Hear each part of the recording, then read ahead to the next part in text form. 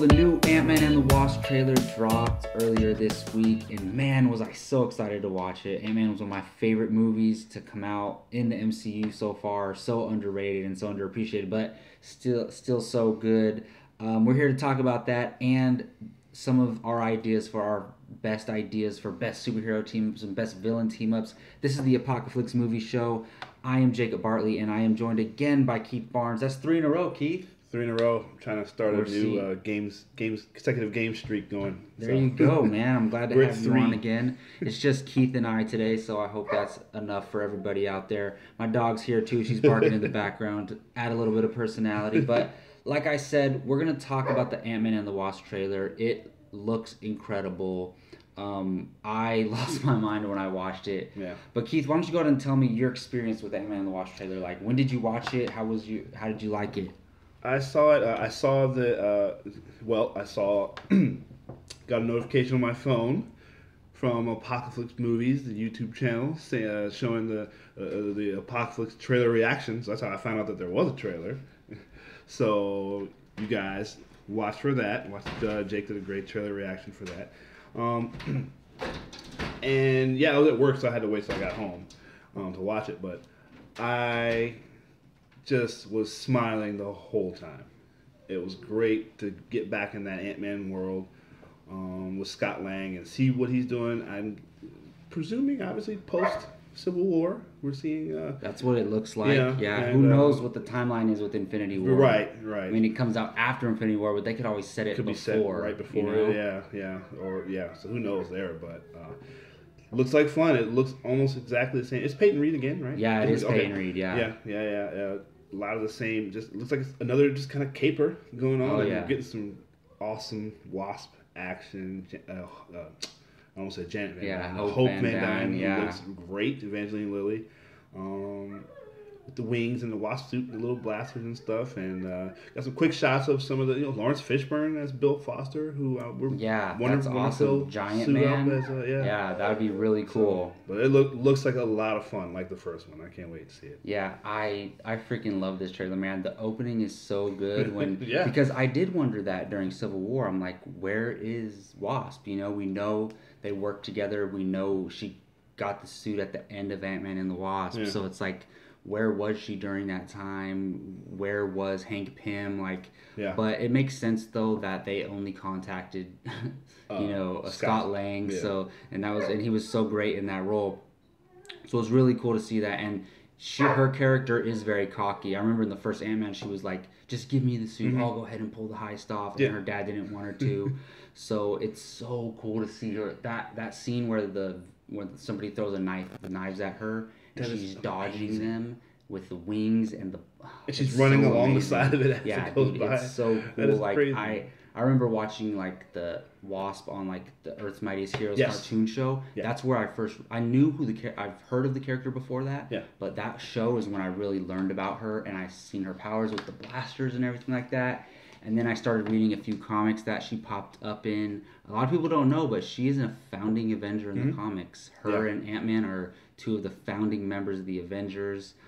So it's so great that she's finally, the character of the Wasp is getting her due, even though it's Hope Van Dyne, it's not Janet Van Dyne. And even their daughter's not named Hope in the comics. They changed it up, but it's still really cool. She has the spirit of Janet Van Dyne. She absolutely does. And so she knows. I love it because you talked about her kind of that arrogance, but she's been training for this her whole life. I like her personality, the way she is.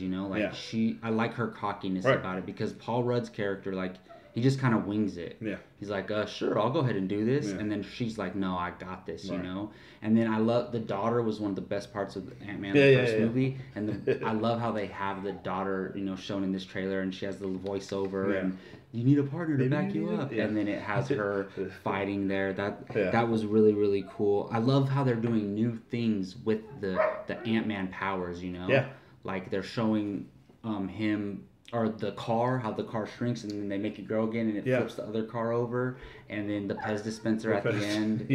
So they're doing new things, because when you have a cool power like that with a hero, it'd be easy for it to get old old, Yeah. but like you got to try Do new new things stuff with with that it. over and over Exactly. again. So and I don't even know who the villain is. I know that it's Ghost. Someone called Ghost. I don't know what that is. Can they shrink and grow just like Yeah, he I couldn't what? I'm not familiar with this character. I don't really know much about him, but but anyways, this movie looks incredible. I think it's a she also. Yes, it is. I heard that it's a woman, and I think that is really, really cool. That's very so I'm really excited to see what that ends up being. So the Ant-Man and the Wasp trailer kind of inspired us to come up with this topic, and that is like, what two superheroes that we haven't seen in like a team-up movie together. Maybe we've seen them in a movie together, but not necessarily a team-up movie where them two are interacting a lot. Or two characters we've never seen on screen. It could be anything. But what two superheroes would make a great superhero movie as a team-up? Also, I threw in which two villains would make a great villain team-up. But we'll go ahead and start with heroes first. All right, Keith. So I threw you the topic, and so what two superheroes did you come up with for this? Right away, I came up with one that one of them we're getting. We just announced maybe a week or two ago, which is Black Widow. Oh, and awesome. But everybody wants to see Black Widow, Hawkeye. I mean, which would be great. Yeah, we've seen them a lot together. Sense. That would make sense, yeah. Of course, because they're history. And it puts him in the spotlight more. Exactly. They're never gonna make a Hawkeye movie, so no, it's too bad. Which would be like a lower gritty Hawkeye movie. It'd be so good. I wouldn't mind a Netflix show, honestly. I would love that. And because Renner's great as Hawkeye. Everybody's like, he doesn't do anything. Hawkeye's a great character. He is, yeah. And I would love to see him more fleshed out on screen. But Black Widow and the Winter Soldier. Because they have not... They do have a relationship. They do. Mm-hmm. They've got quite a history. They're both Russian. Well, she's Russian. He was made in... They both were assassins. Soviet assassins, exactly. She touched on it in the movie. Civil War, You Don't Remember Me? That too. But Winter Soldier and Civil War. But Winter Soldier, where she talked about how he shot her in like Iran or something like that. Yeah. Went through her or something like that. Yeah. And so... That's a good one. I didn't think about that. At some point, they must have been at least adversaries. They may have worked together. And maybe they were partners. They may have she says, partners. You could at least remember me. Exactly. And then That's never huge, actually. Now that you think about that, I never thought of them being partners. Yeah. Yeah, that's very possible. And then at some point, for whatever reason, maybe Hydra. I don't know if Hydra was controlling him from the beginning. I guess they were. Yeah. But at what point was he working for the Soviets? Well, I don't think he remembered anything. Like I think his mind was wiped every time, every mission or something like that. Clearly, I clearly didn't remember her. But you could do that. Maybe a kind of a flashback to whatever that time was and whatever it was that he turned. Yeah. And that thing that she talked about where she was rescuing someone and he shot her. I guess one of his targets or whatever, if I recall correctly, was she's supposed to get somebody out. Oh yeah. Whatever. But that's what I want to see, man. Black Widow, Winter Soldier team up. That would be really cool. I never even thought of that. Yeah. Like I always went straight to Hawkeye when I saw that, and he could be in the movie. He could be in it, absolutely. I would love to see because you could have her and Bucky as like these assassins, and then maybe Hawkeye's hunting them down or something like that. You know what I mean? Because I think that's what in Avengers she says that he let her live or something Hawkeye like that. was supposed to kill her. Mm-hmm. And he let her live. And he recruited her instead. Maybe we can see that moment, like maybe Hawkeye could be like a sub-antagonist, like not the main antagonist, but someone who's like, on their ass the whole time. You know what I mean? That would be, and then Marvel. That way all three of those great characters can get like highlighted in that movie. Kevin Feige, come on. You gotta listen to this. Yeah, this is your Black Widow movie, man. Yeah, that would be really cool. Yeah, I see that comic you brought. I'm sure you'll talk about that in a little bit. I thought that was going to be your main one. But my main one, and it is Marvel as well, and it's possible because of the recent acquisition of Fox, which is I want a Iron Man and Mr. Fantastic movie. Not like necessarily, it's not going to be called Iron Man and Mr. Fantastic, but it would probably be like an Iron Man 4 or something like that. Where, and this was my idea, like he would be a mentor, but not like how he is to Spider-Man. It would be more of like a almost equal level mentor where, look, Tony Stark's in his 50s, right? This Tony Stark that we know, the Robert Downey Jr. one, he's in his 50s. I'm thinking like a Reed Richards in his 30s, who like he looks up to Tony Stark, but he's also critical of him. But in my version of this movie, so let's say it's Iron Man 4, and it's like Tony Stark's Logan, if you will, but like it just goes all out. So basically, in my version, Mr. Fantastic and the Fantastic Four already have their powers, but nobody knows. Like that they went on this mission. People know they were they got in a crash in space, or their ship was damaged in space and they almost died and they came back to Earth. People know that, but nobody knows that they have their powers. And have you seen that fan art of John Krasinski as Mr. Fantastic? No. It looks awesome. And so in my version, I'm casting John Krasinski. Jim from The Office? Yes, as Mr. Fantastic. Dude, there was some fan art. It looked incredible. So I'd have that younger Reed Richards, mid-30s. He kind of goes to Tony Stark, and like even Tony Stark doesn't know about this, because Reed Richards is smart enough to hide their powers from the world and Tony Stark. So Reed goes to Tony. He's trying to figure out a way to like cure them, but he thinks Tony Stark has the answers. So basically, Reed wants to go back to where their accident happened in space, and he wants to go. We don't see this, we don't know this, but none of the Fantastic Four, the rest of the Fantastic Four, are like, hell no, I'm not going back up there. Yeah. And Reed wants to go, because you know how eager he is to learn, and like even at the risk in his life. Right. So he wants to go, and so he goes to Tony Stark. He's like, look, I want to go study this where our accident took place. And Tony's like, I heard about that accident. You guys almost, and they're gonna have their scientific talk, and then they go on this kind of mission, this exploration mission, Tony Stark and Reed Richards, into space. They go to where the accident was, where they were hit by cosmic radiation. I did a little bit of research on this, and I know their accident isn't directly tied to the negative zone. I don't necessarily know too much about all of that, but one of the big things with the Fantastic Four is they always travel. They're the negative zone where they travel. And one of the big villains is Annihilus, who is from the negative zone. So basically, because there has to be a villain, right? Yeah. So I'm thinking they go on this space exploration mission, and somehow when the Fantastic Four got in their accident, it did something to the negative zone. It negatively affected it, no pun intended. And Annihilus is pissed, and then they cross paths with him, and he basically traps Tony Stark and Reed Richards in the negative zone, and they have to escape. Oh my god! It's I have a crazy thing, but here's the thing: like this, how smart these guys are, and it would be a sci-fi movie like too smart in space, like an exploration. And who better to explore the negative zone than Tony Stark and Reed Richards? You know what I mean? Like that would be incredible. And then through these, like they have to use their power. He has to use his powers to help them, and he finds out who Reed Richards is, and he hears the whole story. And I would have Sue Storm cameo in the movie, and I would have it be Emily Blunt. I'm not even joking. I know they're married, John Krasinski, but listen, but I'm not. I know at first it sounds cheesy, but like, how cool would it be, like them as the couple, and they get to play these characters, because Emily Blunt was rumored for Captain Marvel. She didn't get it. What? All right, Sue Storm is a huge Marvel female hero. Yeah, she is. And I couldn't think of a better actress to play her, honestly. So basically, I know this movie will never happen, but it's just my fanboy mind thinking of it. And basically, it would set up Annihilus as like a future MCU villain, possibly.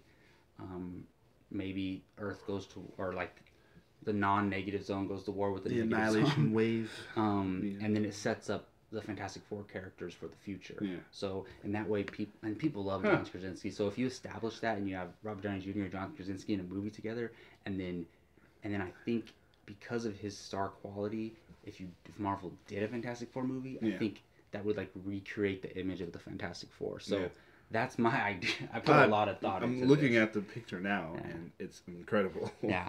Yeah, that's what I'm saying, dude. It looks incredible. So now I'm looking at this. I need this. And I'm sure Jake will put this picture up for us. Yeah. So that would be great. So that is my hero team up movie. So did you have any other hero team up movie ideas, or like any villain team up movie ideas like that, something like that? So as soon as the Spider-Man deal with Sony and Marvel happened, I immediately went to this comic that I have. It's a old Marvel team up, which they used to do in the 70s. I think this one is 1978, and it's number 70, Marvel team up number 70. This is the first comic I actually bought. Oh, really? I bought this at a yard sale when I was probably 10 or 11. Awesome. Yeah. What? That's awesome, dude. This and Batman Year One. Those are the two first comics I ever bought. That's really cool. And it's Spider-Man and Thor, and they're fighting this creature called the Living Monolith, which being that I have the Marvel Encyclopedia. He's not in it, so there's not much. That's weird. I know there's not much weird. known about this creature. I think he only just appeared in this comic, but he claims to be son of the gods of ancient Egypt. But in this issue, Thor's like, I know those gods, and I've never heard of you. Yeah. So, no, that would be really cool. So it's pretty good. They just fight this guy right at the end of it. He just spoiler alert for this almost 40-year-old comic. Yeah, but he just disappears. But it's a good little nice little banter between Spider-Man and Thor, and it's something that I think would be cool to see. Not necessarily them fighting this monster. Of course, yeah. Just some kind of interaction between them. It'd be fun. Yeah, it's weird. It's hard because like teaming up Thor and Hulk makes sense because they can take on the same type of threats. Yep. Like I'm curious. I would love to see Spider-Man and Thor interact. Oh yeah. I'm sure we'll get it in Infinity War or Infinity War Part 2 or Avengers 4. I mean. Oh, you get a shot of Spider-Man. He tries to catch the hammer, and of course their comedic stuff could be great. Yeah. And then, of course, in Spider-Man Homecoming, you remember where he's making fun of, like, he grabs, like, the kitchen appliance, and he's, like, saying, like, oh, I'm Mighty Thor. Like, he's making fun of him in a way. So, like, I think that would be really cool. And I could only imagine Thor's lines to, like, you dress like a spider? Like, something like that. You know what I mean? That would be really, really cool. Yeah. So I did have a villain team up, and this is tough because what DC has done, they've turned Harley Quinn into an anti-hero, which she's basically a hero now. Yeah. But I went at it as she's a villain still, because she technically is. Even after Suicide Squad, she's still a villain. But I read the Harley Quinn comics. I've been reading them ever since Rebirth started. Yeah. And that's like 30, 35 issues by now. And I've really got attached to the character. And one of her big things is her relationship with Poison Ivy, and they I know we've heard about this with Gotham City Sirens. They've been planning on doing this, and I guarantee you part of that inspiration is from the current runs, and part I'm assuming the New 52, because when Rebirth starts, her and Poison Ivy are tight. Yeah, like really, like that's her best friend. In Injustice 2 in the game, they're same thing. Yeah, so they're tight, and like. There's all in the comics. There's like a sexualization of it, like Harley Quinn's always hitting on her, and like grabbing her butt and stuff like that.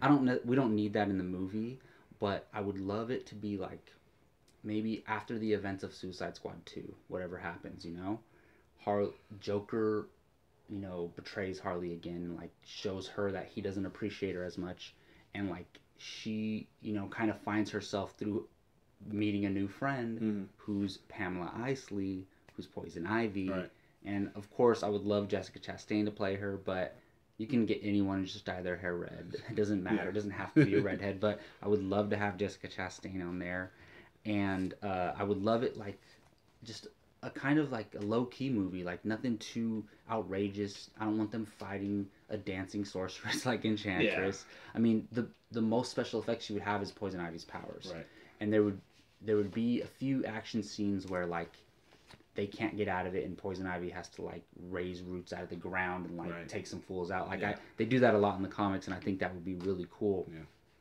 And I think a cameo from the Joker would be great. Like I don't whether it's Jared Leto or not, whether you're going to stick to that, but there does have to be an antagonist. And I say they meet, they build this friendship. She helps her like gain her independence, like not depending on the Joker as much. And then they have to take on another female villain who would be the antagonist, whether it be I thought of Catwoman or Killer Frost. Like one of them, the Huntress or something cool. Yeah, or the Huntress, or maybe I mean, no, Black Canary is technically a hero, but like you can have maybe Black Canary's trying to stop them or something like that. You know, that'd be great. That maybe Arrow and Black Canary are trying to stop them. Maybe you can have that, and there's your cinematic Arrow. Yeah. But I was thinking Catwoman or Killer Frost are like terrorizing Gotham, or I forget what town Harley Quinn is from in New York.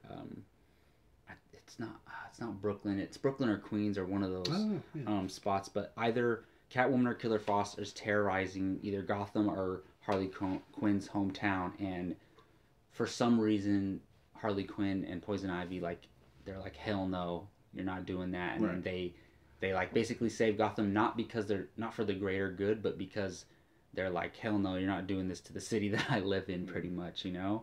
So that would kind of be my villain movie. It's hard to make a villain movie because they have to be doing something that you can root for, the audience can root for. Yeah. So it's like, okay, do I want a Joker movie where he's killing people? Like, am I gonna root for him? Or like, I don't like that. Yeah, like, or I had other ideas. Like, I had Magneto and Doctor Doom. Yeah. It's like, what could that be? But you could always have like Magneto's fighting. I mean, we root for Magneto in the Michael Fassbender Magneto. I do. Yeah. So like, because he's fighting for mutant kind, you know. So you can always spin it to where what's their motivation.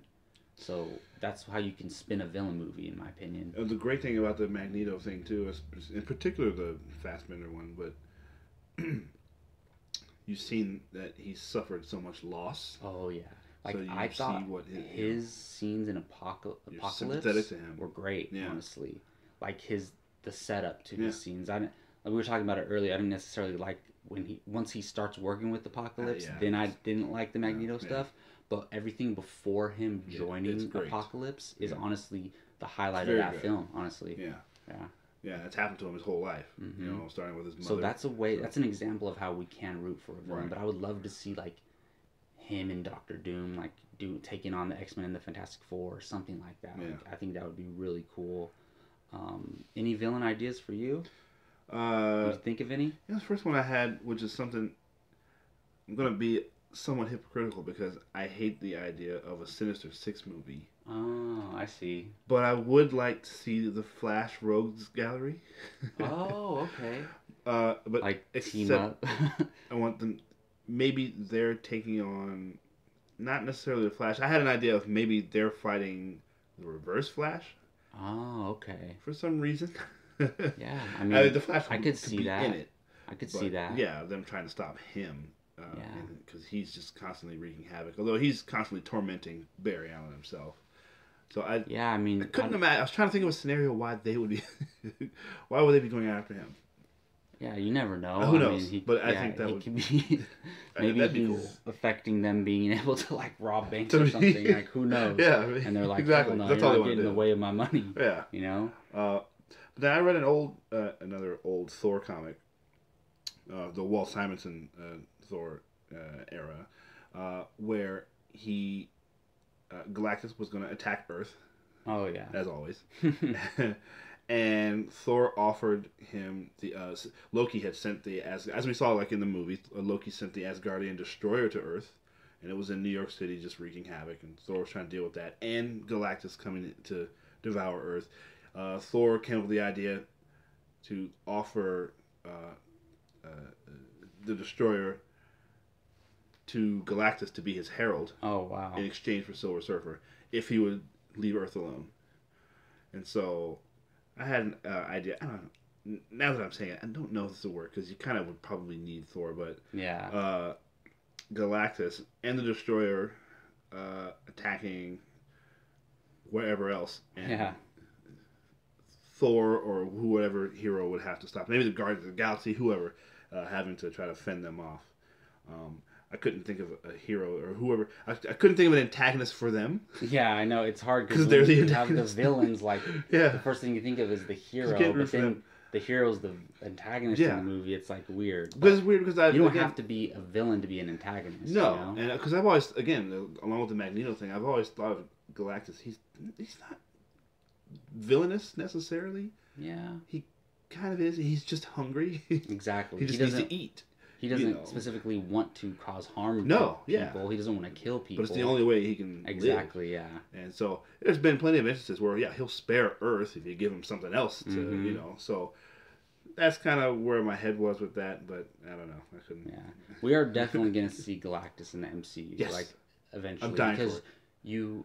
After Thanos, where do you go? I know. And I don't think it's the only reason or even the main reason or anything like that, but part of the reason why they, wanted to bring those Fox Marvel characters back is because you kind of need those villains, like you could cherry pick from all the lower level villains and power them up and or whatever you want to do, but like you want to bring Galactus, you want Doctor Doom, like Doctor Doom, Kang the Conqueror, Doctor Doom in his as powerful as he can possibly be is an Avengers villain. Like he can be an Avengers villain.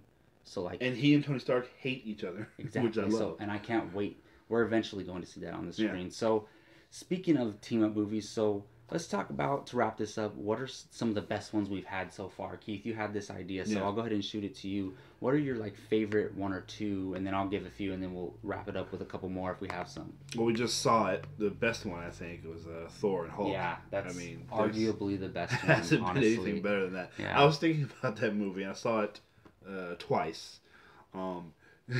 Just the funny moments, like when the Hulk is in the bath. Oh yeah, and Thor's saying, "Wait, the Quinjet's here? Where's the Quinjet?" Yeah. And the Hulk just gets out of the bath. Oh yeah, and Thor's like, "Okay, I didn't need to see that." He shows him where the Quinjet is. So it's great. But seeing them punching people is great. It's amazing. Thor and Hulk. But I had another one. This movie, and we talked about this. The movie was awful. One of the worst comic book movies we've had. But this particular team up was good in the scenes they were in, and that's Wolverine and Gambit. Taylor Kitsch wasn't bad as Gambit. I thought he was great. I like Taylor Kitsch. Highlights of that movie. I can't believe, listen, Channing Tatum's fine. They seem hell bent on doing this Gambit movie with Channing Tatum. Have you seen John Carter? I like John Carter. John Carter's amazing. I like that movie. Yeah, so just an example of Taylor Kitsch can carry a movie, honestly. Yeah. And he'd be a great Gambit. Yeah. And him and Hugh Jackman were great together. So I like those scenes. So that was a good one. Well, I can think of one, Wolverine and Deadpool, because that's another example of those scenes in the elevators, like before Deadpool gets ruined in that movie. Him and Wolverine's interactions are great. Yeah. And honestly, that would probably be the ultimate team up movie if you had him, Hugh Jackman, and now that Deadpool is beloved and Ryan Reynolds is established, if you had Wolverine and Deadpool, that would be incredible. But so far, I mean, I love seeing Iron Man and Spider-Man together. Mm-hmm. It made for a better movie that they didn't actually team up and fight together, because that's what we thought we were going to get. In the trailers, they're flying through the city together. That's not in the movie. Yeah. I was a little bit upset as a fan that we didn't actually get them. It wasn't really a team up movie, but it was a movie with both of them in it. It was still cool, but their interactions were good, whether it was the comedic ones, the dramatic ones. It was such a good to see them there. And I don't know if this counts, but look, the reason why I appreciate Batman v Superman so much is because it's the first time we're seeing the Trinity fight on screen together. Oh yeah. And I don't care what movie it's in, that scene, I don't like Doomsday in that movie.